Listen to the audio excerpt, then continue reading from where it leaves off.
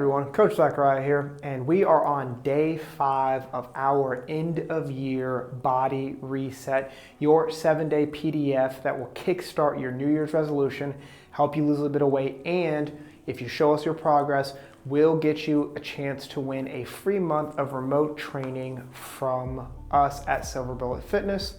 So we're gonna go ahead and jump into day 5. Day 5 is gonna be upper body 2 plus your core. So we're ramping up the tempo a little bit. We're starting to get the body a little bit more active, and we're nearing the end of the week. So we're trying to ramp it up as you get into the weekend, because a lot of people near the weekend want to kind of take a slack off, take their day off, and we want to keep that exercise and that energy going. So we are going to get started on day 5, and just like usual, you can get the PDF below.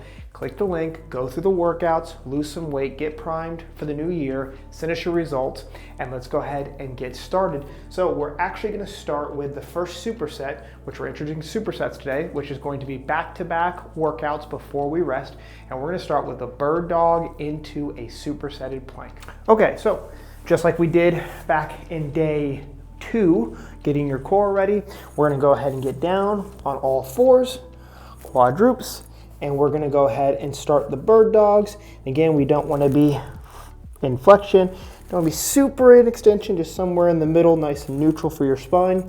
And we're going to go ahead and do 10 on both sides of the bird dogs. So we're going right arm, left leg, bring it back in, 2.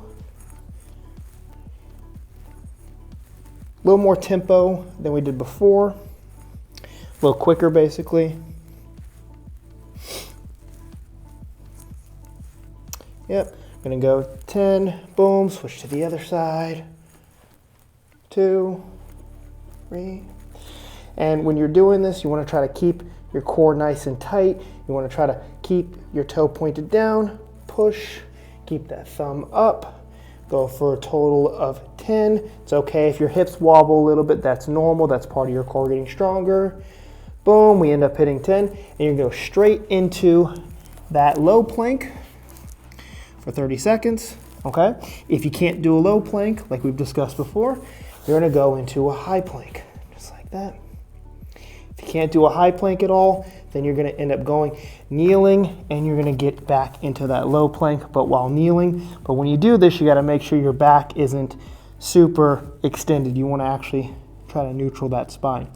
You do that for 30 seconds, and then you take your rest, boom, and you go back into it again. You go through your bird dogs, and then your plank. The thing we're gonna do is we're gonna do some inchworms or burpees, okay? So most of the time, I expect you to do inchworms over doing burpees. Burpees can be quite challenging and are not good for the body if you're not able to do them safely and comfortably. So let's go ahead and do an inchworm. I'm gonna show you exactly what that looks like. So inchworm, we're gonna start here, okay? Right in this position, hands up. If you can see my hands are up. Put our hands up.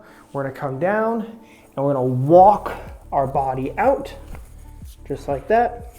You can finish it with a push-up, but if you're unable to do a push-up, that's fine. You walk back up, stand all the way back up, boom, arms back up again, and then repeat. Go down, walk it out, boom, and walk it back. And then repeat. And down, walk it out, and then boom, walk it back up, and repeat. We're gonna do that 10 times by 3 sets with rest in between. If you can't do a full inchworm, you can come down, get to about here, put a knee down, walk it out, put another knee down, get into those quadrupes, and then try to walk it back and get yourself back up. The important part is that you're moving and you're keeping your body going. Cool, perfect. Next one we're gonna get into is we're gonna go ahead and do our lateral dumbbell raises into our shoulder tap superset. So this one is going to be just like we did before on our upper one. We're gonna take our dumbbells, pull our shoulders back, nice and out to the sides, keeping a slight bend in the elbow, keeping our scapulas retracted, boom. We're going up, just like that. Of course, if If you don't have dumbbells, you can use soup cans, or if you don't have weights at all, you can simply just use your arms. If you're gonna use your arms and you don't have any weight, then I suggest that you up the reps from the 10 that we have to more than that, because of course with no weight on your arms, it becomes quite a bit easier. Good, so you knock out all of these, and then you'll go straight into those shoulder taps, which as a reminder is on the floor in that high plank position, tapping the shoulders, just in case it doesn't pick up well on the camera. Go down, boom, and shoulder tap, just like that. Try not to rock to one side or to the other side too much. Try to stay as stable as you can, and just bang, back and forth. Do that for a full 30 seconds. And if you can't, like usual, on the knees. But if you're gonna be on your knees, you're gonna wanna go a little faster, okay? Boom. Look at that. Next one we're gonna do is we're gonna go ahead and do dumbbell curl to press. All right, the next one we're gonna do is dumbbell curl to press. So, same thing, soup cans, no weights, anything, just like we did our shoulder press before, which was like this.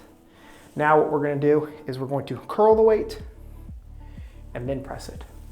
Boom, just like that. And then back down, curl the weight, and then press it. Boom. So take the hands. Hands are supinated, which means palms are facing forward. Pull them up, bang. Turn them, bang. And press. And we're gonna keep that going, just like that. From the side, that's gonna be boom, bang, just like that. Curl into press.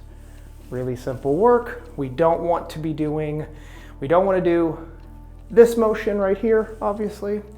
And we don't want to, as we come down, we don't want to just let it drop, or we don't want to come down in front of us either. We want to come up, press it, bring it back down, and repeat that process. Nice and easy, easy peasy. Should be getting a little bit more difficult now, but that's okay. And the last thing we're gonna do is we're actually gonna do some mountain climbers. Now, mountain climbers can be a little bit difficult, a little bit of an advanced core move. The next thing we're gonna do is mountain climbers. So, mountain climbers, again, we're gonna be down. Instead of being on all fours this time, in terms of knees and quadrupes, we're gonna be up on our feet like this, and we're gonna pull a leg in, a leg in, a leg in, just like that. Of course, you can do them fast, do them slow. Full 30 seconds of mountain climbers. If you can't do these in this exact way, because you can't do a high plank, then the best thing you can do is actually switch back to that high marching that we did on the first core day and on our leg day actually. Because if you can't do the full extended on the palms, there's no good way to do it on the forearms. And so what you want to do is switch to those high knees like we did before. And that's it. That's how you do day 5. A lot of the exercises are going to be repeats of the ones we did earlier in the week to give you the ability to build some competency around the exercises and feel comfortable doing them multiple times, get you the best results as well for your body. What we don't want to do is we don't want to mix a whole ton of different exercises in. Gives you way too much to try to learn, and also won't stimulate the muscle for the growth that you're looking to stimulate. So day 5, a lot of repeats, mixed with a little bit more tempo, a little bit more heart rate, a little bit more breathing, and day 6 is going to be a very good example of the same thing, except for your legs. All right, so if you are on day 5, please let us know how your progress is going. If you haven't started yet, click the link below, get the PDF, and get started on your New Year's resolution now before the holiday season.